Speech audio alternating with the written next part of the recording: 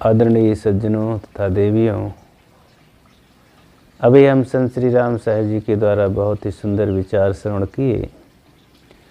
उसमें सब कुछ आ गया, काम की सारी बातें। लेकिन अब मेरी भी ड्यूटी है। सदगुरु कबीर कहते हैं, ते साहेब के लागो साथा, दुई दुख मेट के हो सनाथा। बस इन्हीं शब्दों में थोड़ा से कुछ डुबकी लगाएं। सदगुरु कबीर कहते हैं, ऐसे साहेब की शरण में लगें, ऐसे गुरु की शरण में लगें जो हमारे दुखों को मिटा करके और हमें शांति प्रदान करे, सनाथ बनाए। ऐसे गुरु की शरण में, ऐसे साहेब की शरण में, ऐसे इष्ट के शरण में लगना है।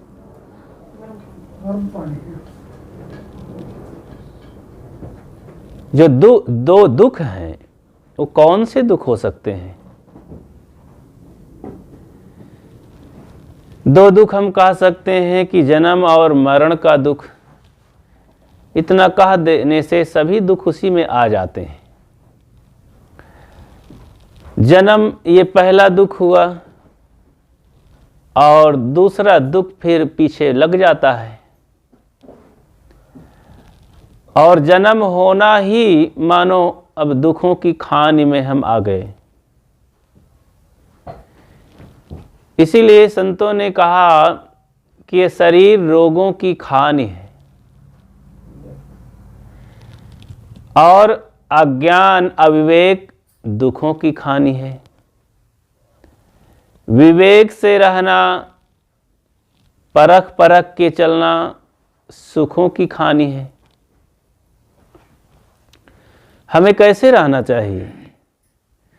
शरीर को हम पूरा का पूरा निरोग नहीं बना सकते, शुद्ध नहीं बना सकते और शरीर से पूरा का पूरा सुखी नहीं रह सकते, क्योंकि ये रोग और दुख का घर ही है। संसार में अनेक समस्याएं हैं।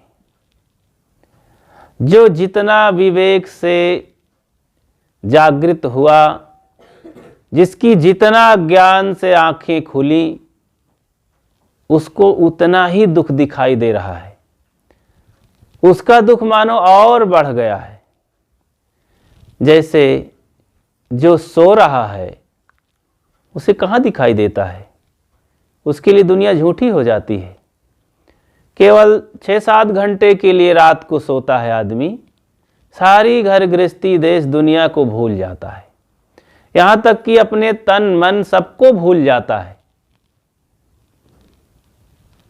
तो जन्म होते ही और फिर सुबह जागृत होता है, सब दुनिया सामने आ जाती है। शरीर, घर, परिवार, लड़के, बच्चे, गांव, देश, जड़, प्राणी, पदार्थ सब आ जाते हैं। उसी में फिर उलझ जाता है।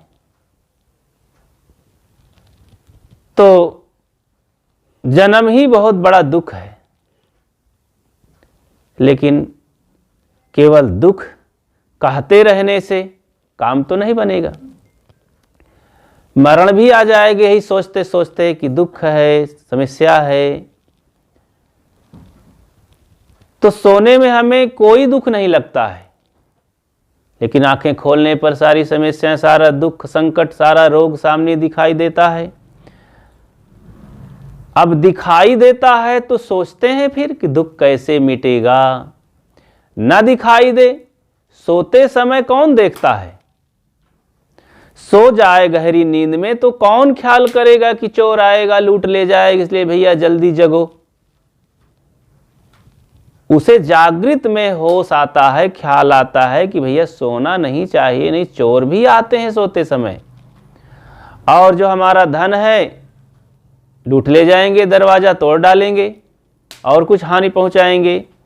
तो जागृत में ही वो संकल्प करता है कि मैं सोऊंगा नहीं ठीक से और थोड़ा जागृत में रहूंगा, ताकि चोर आते हैं सोते समय, ऐसा उसे पता है, ख्याल है।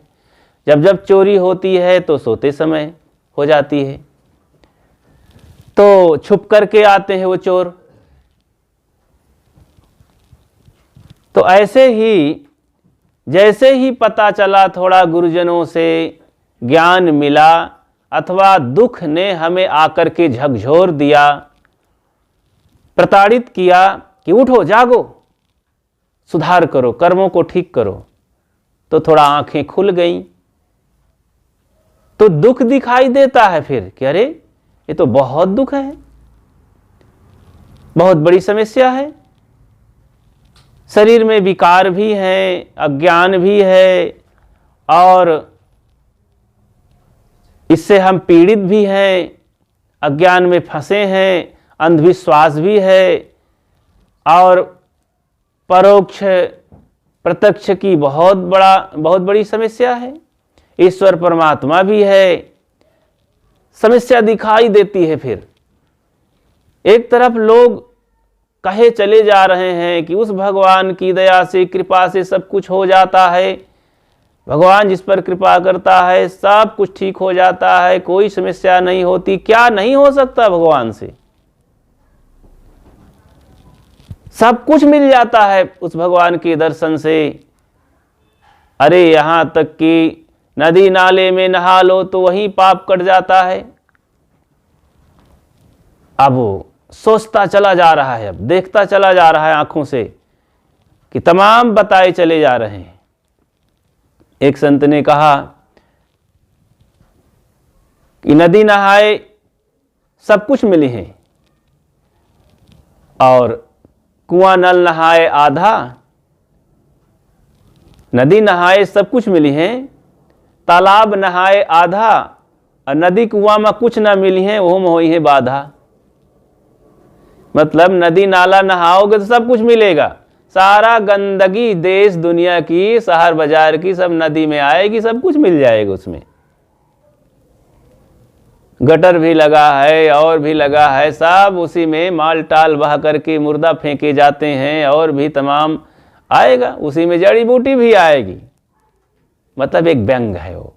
तालाब नहाया था, तालाब नहाओगे तो गांव का कचरा ही मिलेगा और ज़्यादा नहीं मिलेगा। कुआं नल में कुछ नहीं मिलेगा, बल्कि और बड़ी परेशानी। नल का इंतजाम करो, कुआं से खींचो पानी, अब नल को चलाओ तो उसमें कुछ नहीं मिलेगा। मतलब एक व्यंग्यकार ने कहा। तो अब एक तरफ कहते हैं नदी में नहा लो सब तरण तारण हो जाएगा। तो भाई यहाँ पर विवेक जब हुआ, जागृत हुआ गुरुजनों से, अथवा कोई विपत्ति हुई तो उससे हमें आंखें खुली हमारी। क्योंकि कभी कभी ये घटना होती है कि अपने से भी आंखें खुल जाती हैं कि बल छूटे आपना कीर छुड़ावे पीऊ। पूर्व जन्मों के संयोग से कुछ ऐसी जागृति आई, पुण्य उदय हुआ कि समझ में बातें आती हैं। वैसे जगाने के लिए ये साधन हैं। विपत्ति आके प्रकृति हमको जगाती है, इसके बाद संत हमें जगाते हैं, इसके बाद फिर मौत भी जगाती है। मौत आकर के सब तहस नहस करती है तो भी आंखें नहीं खुलती हैं, वो आखिरी दंड देती है। मानो प्रकृति आके कुछ दंड देती है, संत बहुत प्यार से, पुचकार से, प्यार से समझा करके, स्नेह करके समझाते हैं, तो लोगों को होश नहीं होता है। मौत फिर आकर के समाप्त ही कर देती है और दूसरा जन्म देती है कि लो अब सुधरो। तो फिर भी हम सुधरने का नाम नहीं लिए और अनादिकाल से इसी दुखों में, रहट चक्र में, इसी जन्म मरण के सर्किल में घूमते रहे। आज फिर ये मानव जन्म मिला है। तो आज हमें संत गुरु कहते हैं, तेई साहेब के लागो साथा, दुई दुख मेट के हो सना था। ऐसे साहेब की शरण में लगो जो हमारे दोनों दुखों को मिटा करके हमें सनाथ बना दें, अभी हम अनाथ हैं, अनाथ। तो जिसके नाथ नहीं होती है वो कैसे होता है? अनाथ होता है। जैसे ऊंटों को देखते होंगे, बैलों को भी नाथ लगा दिया जाता है, और ऊंटों के नाथ नहीं होती है तो चला जाता है गर्दन ऊंची किए और पकड़ाई नहीं देता है। और उनके नाक में नकेल है तो कोई भी एक बच्चा खींच लेता है डोरी और गर्दन नीचे कर देता है, बैठ जाता है, खड़ा हो जाता है और किसी तरफ जा नहीं सकता, कुछ नहीं उदंडता कर सकता है बनाव बिगाड़, तो क्योंकि उसकी नाथ लगी है। ऐसे आदमी जब तक अनाथ होता है तो भटकता रहता है। ये मन रूपी ऊंट उसे ले जाता है, नरक में पटकता है, हर जगह घुमाता है, पाखंड में खूब उठाव पटक करता है और कभी भी चैन से बैठने नहीं देता है। और जब नाथ लग जाती है, इस मन रूपी ऊंट को जब सच्चे संत गुरजन रूपी नाथ लगा देते हैं, तब ये क्या हो जाता है? सनाथ हो जाता है। फिर कहीं भटकता नहीं है, भागता नहीं है। तब ये क्या करता है? काम करता है। फिर 5-5 बोरा और कुंटल लाद करके माल ले जाता है। तो ये मन रूपी ऊंट को जब गुरुजनों के हाथ में ये लगा तो ऐसा सुशिक्षित किए, प्रशिक्षित किए कि यही मन हमारा रक्षक हो गया, और ये 5-5 ज्ञान इंद्रियों को साध करके और सद्गुण रूपी माल लादने लगा और मुक्ति धाम तक पहुंचाने लगा। फिर तो इस तरह हमें गुरुजनों की शरण में लगकर ऐसे संत गुरुजन जो हमारे विवेकी पारखी संत, विवेकवान, सद्गुण संपन्न है, रहनी संपन्न है, ये भी एक पारिभाषिक शब्द है पारक सिद्धांत का कि बोध रहनी संपन्न। बोध उसके पास हो, आत्मबोध हो, अपने जो विचारों में हो, इंद्रियों में हो, चाल चलन में ऐसा बोध हो जाए, दुविधा न रहे कि आत्मा होता है कि नहीं होता, इंद्री बस में होती है कि नहीं होती है, मन सुबस होता है कि नहीं, ध्यान लगता है कि नहीं, न जाने ईश्वर परमात्मा होता ही हो, ये सब दुविधा ना रहे, कुछ उसे बोध हो जाए। नहीं, यह ज्ञान अकाट्य है और ये कभी भी नहीं कट सकता है, ये वैज्ञानिक है। सदगुरु कबीर साहब ने जो अनुसंधान किया, जो अपने हृदय रूपी लैब में जो रिसर्च किया और जो आविष्कार किया आत्मज्ञान, मानवता का ज्ञान, वो कभी भी रिजेक्ट नहीं होने वाला है, कभी भी कैंसिल नहीं होने वाला। कितने भी वैज्ञानिक हो जाएं, उस ज्ञान को नहीं बदल सकते हैं। तो कोई भी भौतिक वैज्ञानिक हो, चाहे धर्म के वैज्ञानिक हो, आत्मज्ञान उन्होंने धर्म क्षेत्र के में जो अपना साइंस चालू किया, विज्ञान और रिसर्च करके दिया, वो आत्मज्ञान है। 600 साल हो गए और इसी पर भौतिक और आध्यात्मिक विज्ञान रिसर्च करता रहा अपना अपना, लेकिन कोई भी काट नहीं सका। तो क्योंकि ये विवेक तुल्य है। तथागत बुद्ध भी इसी ध्यान चिंतन में खूब लगे और कई वर्षों के दरमियान ये बोध पाए। बीच में कुछ ऐसा हुआ कि कहाँ से पता नहीं वहाँ प्रवेश कर गया अनात्मवाद।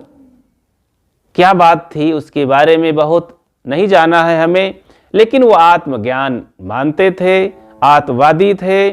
उनका धम्म पदम पढ़ने से पूरा का पूरा जो है संदेह मिट जाता है कि वे आत्मा को मानते थे, आत्मज्ञान में प्रविष्ट थे। आत्मज्ञान को ही बोध प्राप्ति कहते हैं कि उन्होंने कहा कि बुद्धत्व की प्राप्ति हुई, अर्थात बुद्धि से अनुभव किया, ज्ञान से अनुभव किया उस आत्मज्ञान को और उन्हें पाए और बोध मिला, उसी को बुद्धत्व कहते हैं।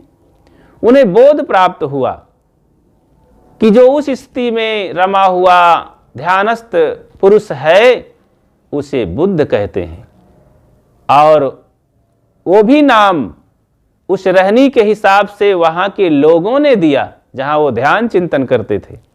तथागत ने उसे स्वीकार किया कि हाँ ठीक है, तुम कह सकते हो कि मैं बुद्ध हूं।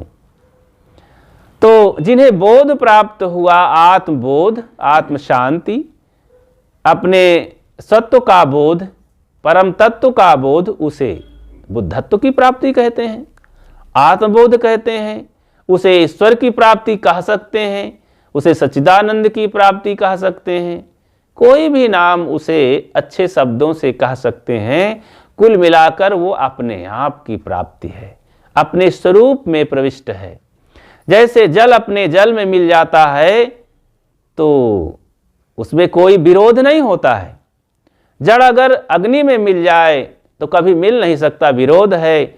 जड़ और पानी अगर अग्नि में मिल नहीं सकता, विरोध है। मिट्टी हवा में नहीं मिल सकती है, विरोध है। ऐसे एक दूसरे तत्व नहीं मिल सकते हैं, तो सदा के लिए खो नहीं जाएंगे, उसी में अलग ही हो जाएंगे। थोड़ी देर के लिए मिल जाएंगे तो शांत होने पर फिर अलग हो जाएंगे।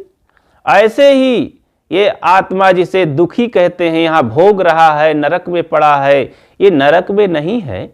मूलतः ये तो मुक्त है, अविनाशी है, साफ है, स्वच्छ है, इसमें दुख नाम की चीज नहीं है। लेकिन ये मिल गया है।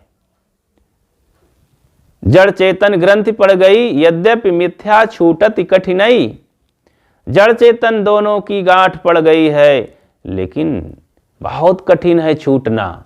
यद्यपि ये मिथ्या है, बिल्कुल झूठ बात है, गलत है, लेकिन छूटना बहुत कठिन है। गांठ पड़ गई है, गांठें बिल्कुल झूठी हैं, खुल जाती हैं। कुल मिलाकर के मतलब भूल हो गई है, भ्रम हो गया है। भ्रम होने से जैसे दिशा, भ्रम होने से दिशा गलत थोड़े हो जाती है, लेकिन जिस व्यक्ति को भ्रम होता है उसके लिए तो लगता है बिल्कुल दिशा ही बदल गई। अक्सर सबको दिशा भ्रम हो जाता है। एक प्रांत से दूसरे प्रांत में जब आदमी जाता है, रातों रात ट्रेन में बैठकर सोते हुए निकल जाता है, सुबह जैसे ही उतरता है और कहीं भी पहुंचता है तो दिशा भ्रम हो गई, तो कहता है अरे आज कैसे पश्चिम की तरफ सूरज निकल रहा है। कितना भी लोग उसे समझावे, नहीं भैया पूरब की तरफ निकलता है, नहीं नहीं पश्चिम की तरफ सूरज निकला है, ये तो हमारा दरवाजा ही घूम गया है।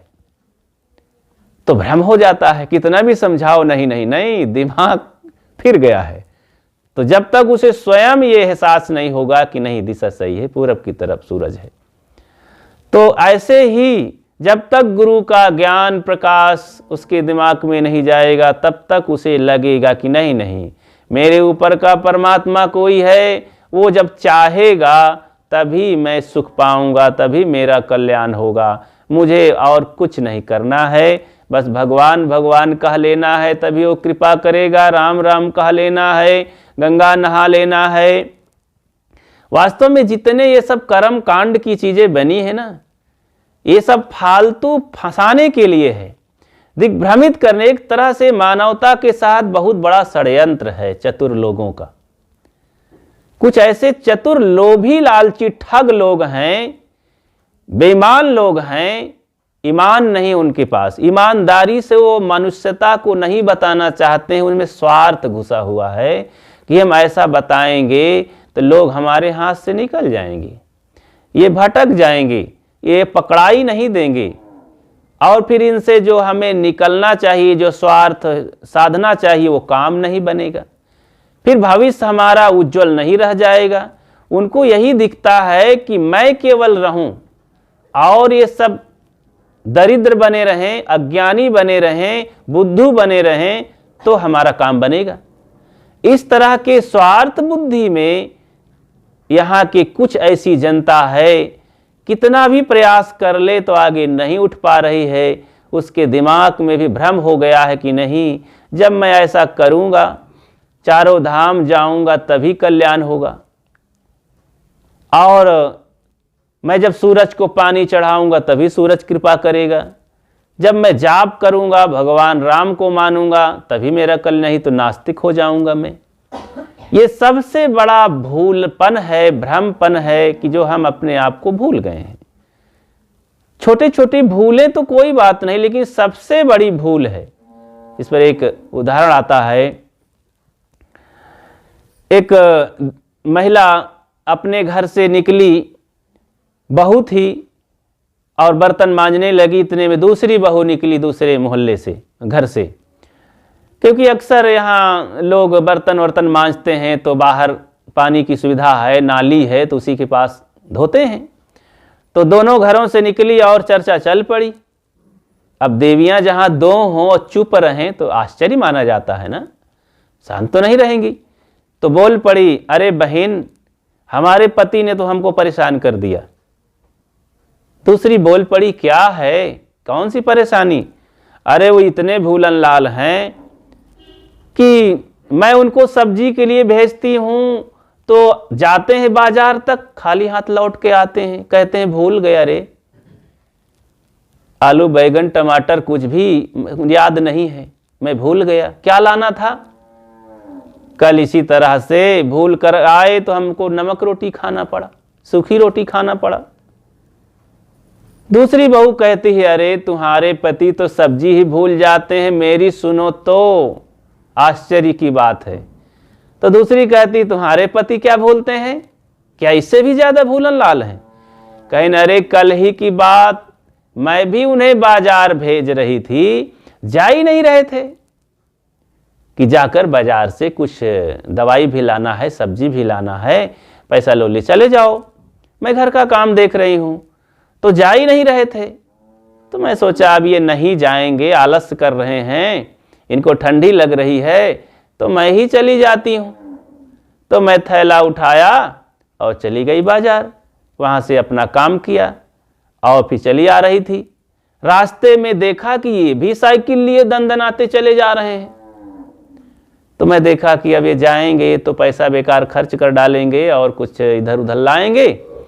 अब तो हम 2-3 दिन का सब्जी तो लिए ही है सामान, अब बाजार की जरूरत नहीं है। तो मैंने उनको हाथ दिया और रोक लिया। तो सामने आके साइकिल से खड़े हो जाते हैं और टकर टकर निहारते हैं आंखें फाड़ करके, और मैं भी निहार रही हूं कि आखिर ये ताकते क्यों हैं मुझे, कुछ बोलते नहीं हैं। तो बोलते हैं कि अरे बहन, मैं तुम्हें कहीं देखा हूं।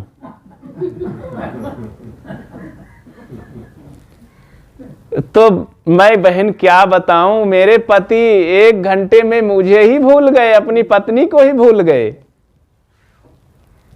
कहां इतना भुलक्कड़ी है। इतने में एक बहन और उधर से आई, सिर में गोबर का टोकरा लिए हुए थी, सुबह का वक्त था, तो जा रही थी। तो उसने कहा, बहनों क्या है, तुम लोग काम नहीं कर रही हो, मीटिंग कर रही हो? कहीं, बहन यहाँ भूलन लालों की यहाँ कथा चल रही है। क्या है? उसने कहा, अरे तुम क्या जानो, अगर मेरे पति की हाल सुनो तो आप लोग हंसते हंसते लौट जाओगे, इतने भूलन लाल हैं। कहीं, वो कैसे?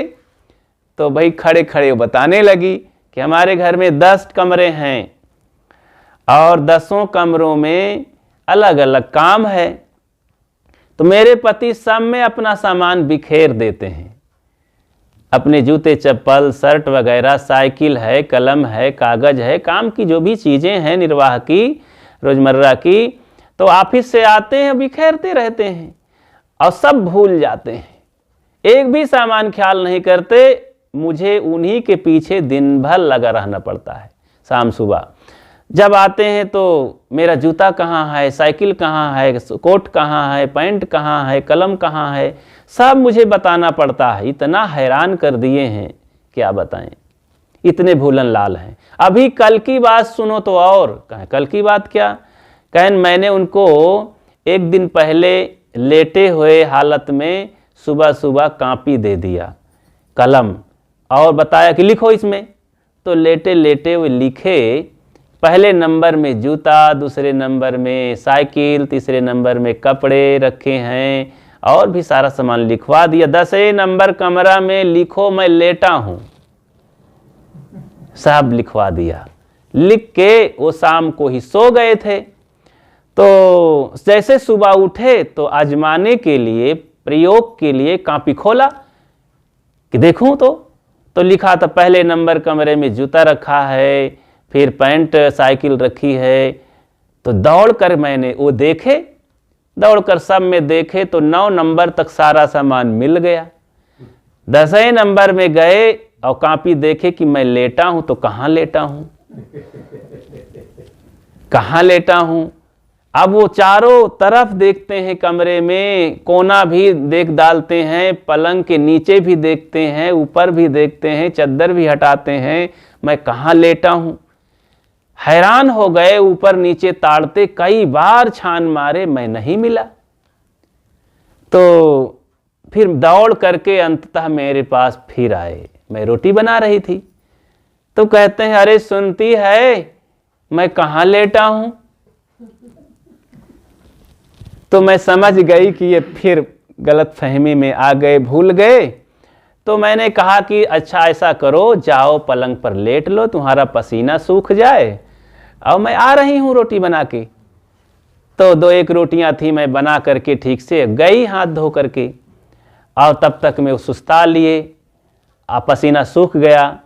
तब मैंने बोला कि हाँ कॉपी खोलो जरा, कॉपी खोल करके पढ़ो इसे। तो पढ़े कि मैं लेटा हूं पलंग पर अपने 10वें नंबर कमरा में मैं लेटा हूं। जैसे इतना पढ़े तो बोले मिल गया मिल गया मिल गया। तो इतना भोलेनाथ हैं कि अपने को ही भूल जाते हैं कि मैं कहाँ लेटा हूं। तो इससे बड़ा भूलन लाल और कौन हो सकता है। तो सबसे बड़ा भूलन लाल कौन हुआ, जो अपने को भूल जाए, जो अपने को भूल जाए, अपनी हकीकत को भूल जाए, अपने रहनी गहनी को भूल जाए, तो समझो कि वही सबसे इस दुनिया में भूलन लाल है। और जब तक हम चेतन लाल नहीं बनेंगे भाई, तब तक सुख शांति नहीं मिलने वाला है। तो भूलन लाल से चेतन लाल बनने की जरूरत है।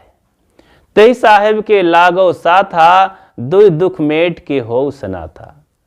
तो सदगुरु कबीर हमें संकेत करते हैं कि ऐसे संत गुरु के शरण में लगे जो तुम्हारे भूल को मिटा दे, जो तुम्हारे आंखों को खोल दे और तुम दोनों दुखों से बच जाओ। ऐसा काम करो, ऐसा अनासक्ति से जीवन जियो, ऐसे मनिंद्रियों की साधना करो, ऐसी विवेक विचार को जगाओ और अपने स्वरूप में स्थित हो जाओ। ऐसे साहिब की शरण में, ऐसे गुरु की शरण में, ऐसे परमात्मा स्वरूप भगवत स्वरूप संत के शरण में लग करके हम अपना काम कर सकते हैं। जीव तो मुक्त है, इस मन की बदमाशी को मिटाना है, मन को मांझना है, एक साधे सब साधिया। ये 2 दुखों से छुट्टी तभी मिलेगी जब हमारा मन शुद्ध होगा।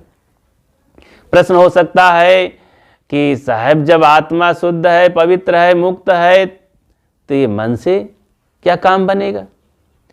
अरे भाई, अपने आप में मूल स्वरूप में वो मुक्त है। शरीर में आने से फिर यहाँ पर इंद्रिय और मन का साथ हो गया है, तो मान लिया है कि मैं शरीर ही हूं, भटक गया, भूल गया। मैं शरीर ही हूं, मैं इंद्रिय हूं, मैं मन हूं, कुछ समझ ही नहीं पाता। मैं वाणी हूं, मैं सांस हूं, मैं प्राण हूं।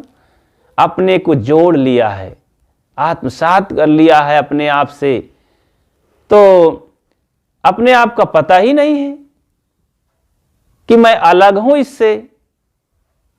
जैसे कि ये झंझट से कैसे बचेंगे और कैसे हम मन को अलग समझेंगे, कैसे साधेंगे, कैसे इसको शुद्ध करेंगे।